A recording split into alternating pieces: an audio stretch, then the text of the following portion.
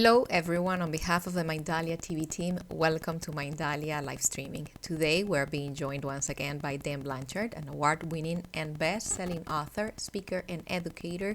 He's going to be having a very interesting conversation with Susan Omilian, author and motivational speaker, advocate for women who have been through domestic abuse and among other situations. Before starting with them, we want to remind you that Mindalia.com is an international non-profit organization and that you can collaborate with us just by liking this video, leaving us a positive comment, sharing with someone that you know that can benefit of the content that we're going to be talking here today. We also want to invite you to participate while we are live streaming. We're going to be having an active chat, so if you have any questions or if you want to say something, you are more than welcome to interact with us. Having said that, I have now the pleasure of leaving you with Dan Blanchard and Susan Omilian. Guys, welcome to Mindalia. It's great to be back with Mindalia and their great Mindalia fans. Susan, how are you? Hey, everybody, let me tell you about my friend, Susan Omilian. And this time, it's personal, okay? So for those of you who don't know my friend, Susan Omilian, she's another one of my friends that just kind of seems like she does it all. You know, she's a speaker, and she's good at it. She's an author. She's got some great books that are very, very relevant and very, very helpful out there. She's also an attorney, and she's a nationally recognized expert who has worked to end violence against women for the last 40 years. Yep, you heard me. I said it right, 40 years. Now, how's that for a trooper, right? Susan, she's also an award-winning originator and facilitator of, it's called My Avenging Angel. There are workshops that are based on the idea of living well is the best revenge. I mean, how do you love that? Living well is the best revenge. I totally love that stuff, Susan. Welcome to Mindalia TV. How you been? Thank you. I'm good. It's so good to see you. Now, listen, I know I just kind of, scratched the tip of the surface here with some of the things you're doing, but perhaps you can kind of fill in the Mindalia audience on a little bit more about who you are and what drives you. Okay, well, you make me sound, first of all, very old, which is okay. I've been around 40 years. It's a long time. But also, I think you have such great enthusiasm. I think I should take you with me and introduce you. Just call me. And you have done amazing stuff, too. So this is the kind of stuff that we do, even though we're just writers. We tend to get involved in a topic or maybe come from a personal experience, and then the writing just begins to really expand, and it also begins to make you feel like you can actually make something happen, maybe change something about the world, or at least help people who are really in need of help. So I've been doing this work for 40 some years. I started out as mostly a writer, high school newspaper. I took a journalism degree. I worked for a newspaper. I was a woman's news editor, actually, which shows you how long ago that was. I got really interested in women's rights stuff. It was the 1960s, early 70s. I really thought there was not a lot of women attorneys out there. Mm-hmm. Even the other attorneys, male attorneys, were not doing this kind of work, not going after sex discrimination. Mostly employment discrimination was my interest. I started working on sexual harassment when nobody else was working on it, back when I was coming out of law school. And I came to Connecticut actually to get a job here for the Connecticut Women's Educational and Legal Fund, which was doing a lot of women's public interest law firm, law cases, sexual harassment, sex discrimination. We were suing Electric Boat, UPS, race and sex discrimination was that case. And then I migrated into state government for a while, stayed there for almost 10 years.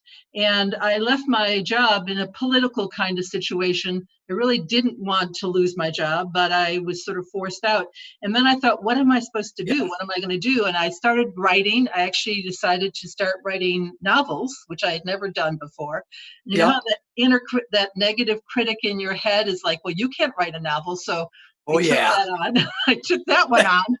I had a different inner critic for my nonfiction writing and my journalism, but somehow I had in my legal writing and my policy writing, But this nut was nagging at me about I could be a novelist. So I left state government in 1997. And without really anything to do, I started working with a couple of writing coaches, doing some writing retreats. Within 2 years is when my niece Maggie was murdered. And Maggie was a 19-year-old college student. She was on a campus in Michigan, very safe school. And her ex-boyfriend and they broke up. He was not happy with that. She didn't realize the danger she was in.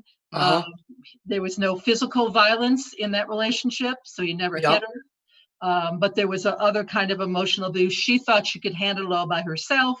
She didn't know he had a gun. So he went to see her she went to see him one more time to tell him to leave her alone. And he killed her and killed himself. So suddenly all that work that I had done all those years without any personal stake in it, I had never experienced it personally, became like my personal and very immediate kind of thing. So then the question became, what do I do with this? And how do I shape it in such a way that I can make an impact? Can I jump in, Susan, for 1 second? Sure. First, I want to say I'm sorry. For what you and your niece Maggie, had to endure. It's just so wrong. It breaks my heart when I hear stuff like that because I have an 18-year-old daughter as well. As a freshman in college, going to be 19. Breaks my heart to think that that somebody could do that to somebody else.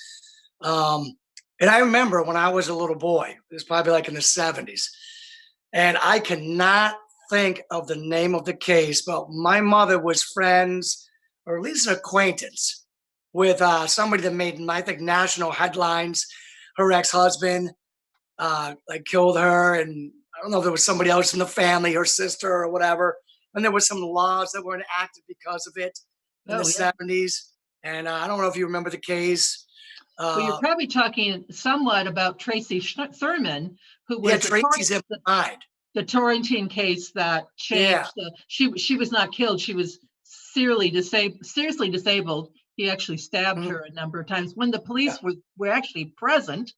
And so she changed the way that arrests were made in domestic violence cases. There are a number of cases like that really began to propel this issue forward. And I remember being like a little boy in the 70s, and I had there was nothing I could do about it. I just felt sad for her. Felt sad for my mom because my mom knew her somehow. And I didn't have a voice. But what happened is that when this terrible thing happened to Maggie, you actually had a voice that you've been honing for decades, through writing and being an author. And I'd love you to venture down that road a little bit on how, that voice really came alive and it really got personal for you. So, I think what was interesting to me, as horrific as it all was and shocking, and it still shocks me today, my family, somehow we thought we were the other family, that this wouldn't happen to us. I don't know why, because it cuts across, as we've learned, all economic and social and cultural barriers. But I think part of me, although I was horrified by it, the other part of me was like, oh, this is really interesting.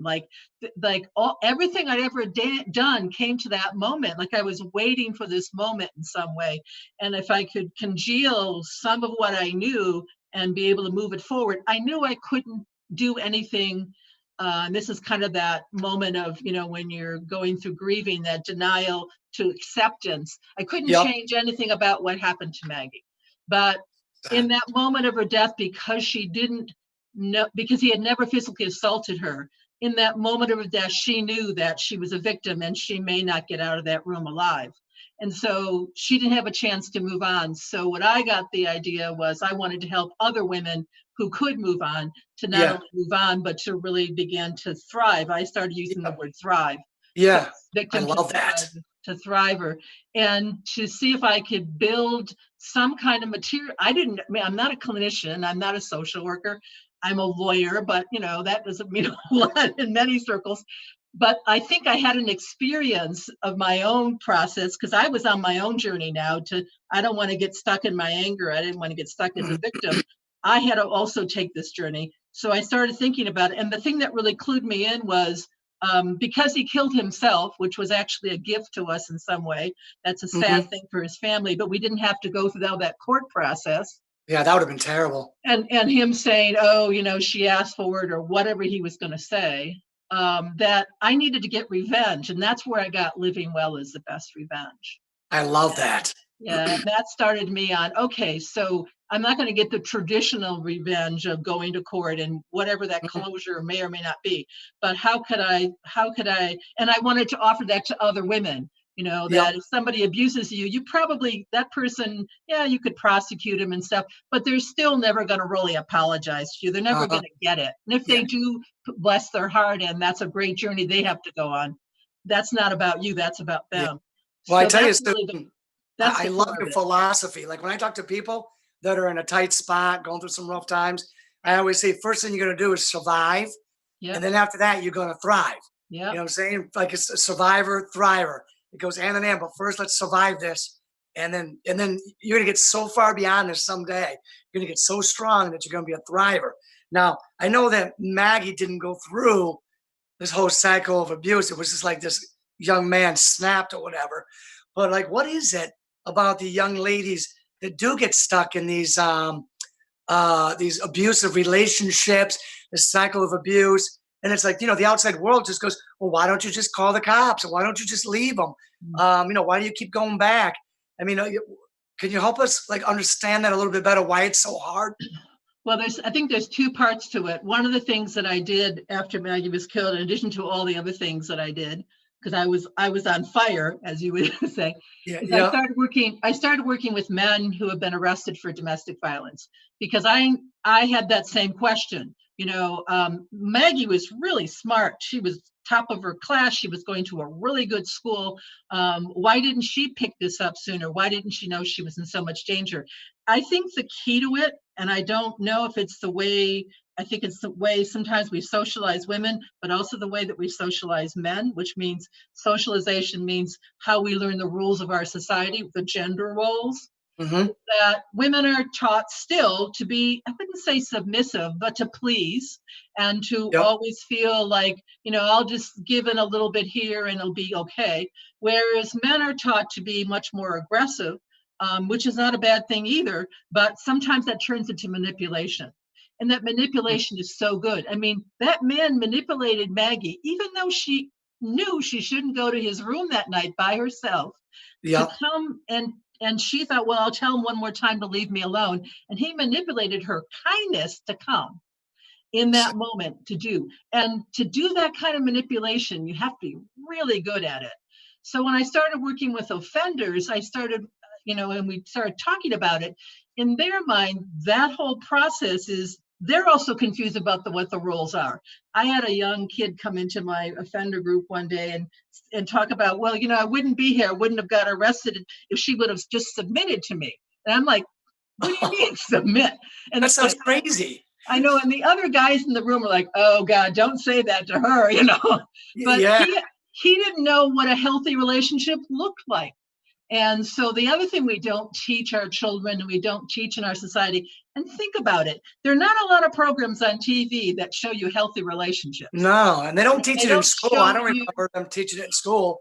how you communicate and how you compromise and who does what. And I mean, I think men are changing a lot. I see that with younger men. They're more engaged with their partners, and they're being as Yep. fathers, as you are, very active father. But those roles are still being sorted out. And so if you get somebody who's manipulative and also has a need to control, and Yeah. sometimes that's because they are role modeling their father Yeah. or somebody else in their life, and they don't know, there's no other good role models. Yeah. Well, I So got I to tell you, think, Susan, I yeah, got to tell you, like I always give 110% yeah, to, my family, my wife, my 5 kids, always give 110%. And there are days that I'm tired, and I didn't have a good role model growing up. So every now and then I get frustrated, just like everybody gets frustrated. But I find myself saying, I never saw my dad doing this, doing the right, laundry or doing the dishes right, and, tucking the kids in or reading book time, whatever it is. But I got to say, I mean, I love doing so, most of that stuff most of the time. But every now and then, right, you're tired, you're frustrated, you had a right, bad day, whatever. And I'm like, I don't remember ever seeing my dad do that. But then I try to catch myself and say, wait a minute, I want to be more of a man than my father was. Because my father was that, no, that manipulator, that you do everything, you submit, you give in. You know what I'm saying? Because I'm the man of the house. Right. And I think that that role's gone. But I think for the younger generation, it's still a little confusing. I mean, I just turned 50. So if, let's say for my generation, maybe a little bit younger, it might still be a little confusing because we didn't see our fathers Right. doing these things. So the roles are changing and it is confusing. But at the same time, it doesn't mean you get to act like a jerk. Right. Well, and I think that controlling behavior doesn't, I tell my guys, this, she may do what you want her to do, but she ain't going to love you for it. What if you want love? I mean, they're like little boys, they want to be loved. If you want that, you have to give something. And I Yeah. think what the women sort of start to figure out or trying to figure out is, well, maybe he'll change. I'll stay a little longer. Maybe he'll change, or he does that manipulation where, yeah, he does change a little bit. And then the next thing you know, it's like, boom. So it's that dance that's Yeah. real hard to figure out. And you're right, roles are changing. A lot more women are in the workforce. A lot more couples do have to share. And I think it's a joy to be a dad and to be deprived of that. And I think also for men to be deprived of their feelings, to be able to talk about your feelings. When I talk to my guys in my offender group, they're like, well, we have one feeling we can show, that's anger. And well, what happened that got you arrested? Your anger went out of control. So let's talk about the other feeling you had that night. Maybe you were hurt. Maybe you were sad. Is that a conversation you could have had? And once again, we don't role model how we have those conversations in healthy relationships. It's getting better. Certainly, my dad was the same way. I don't think my dad ever changed a diaper. I don't think he ever took us to the doctors or whatever. My dad worked 10 hours a day, in a gas station. So my mother didn't work outside the home. That was those roles that were very rigid. I know my dad loved us, but I don't think he had the full opportunity to be a dad. And that's really that's sad. So I think my dad was very similar, the same sort of way. But I feel I'm a very lucky man to be an involved father. So I think a lot of men are missing out on that. Oh, yeah. And I think a lot of more men are taking the opportunity to do that. And I think that's what's going to open up for, because then it becomes, that's what I want to be rather than get stuck in a role. I think the role that men have in our society is very limiting and it's very sad.